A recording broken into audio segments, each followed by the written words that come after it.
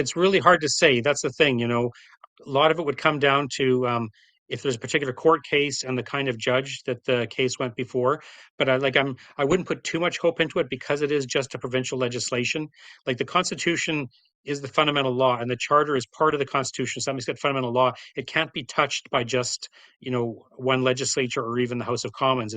The only way to make a change in the charter officially is through a constitutional amendment, whereas something like the Alberta Bill of Rights, they could make it the best Bill of Rights ever, and then as soon as they don't like some aspect of it, they can just pass changes to it in the legislature because it doesn't have constitutional status, which makes it easy to change.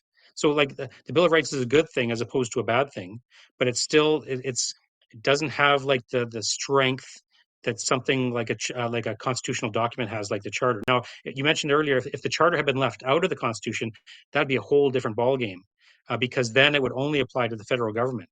That just like Diefenbaker's Bill of Rights, because it was federal legislation, it applied just to the federal government. And Trudeau wanted something that would be enforced on all the provinces. Actually, that was part of his thing. He didn't want something just for the federal government. He wanted to put restrictions on the provincial governments. I mean, it gave there's a sense in which the charter was like a national institution that gave more power to Canada as a national institution than over the provinces, if you know what I mean. And in fact, there was discussion about how Trudeau then saw that as a way of generating greater national unity as opposed to provincial unity, like because historically Canadians have tended to identify more with their provinces and regions than the national government.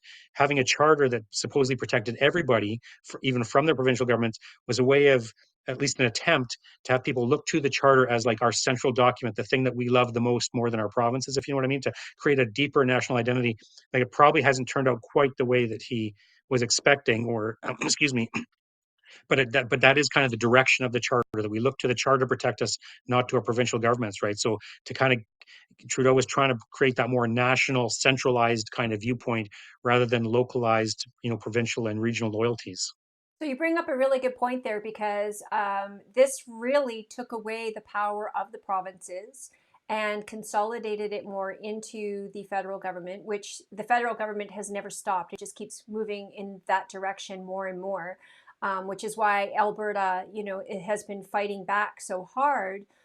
Because of course it was one thing when they came in, they took our resources. Now they don't even want you to develop those resources. So it's about one thing to steal the wealth of another province or another nation. It's another thing to actually impoverish them to ensure that they can't even feed their own.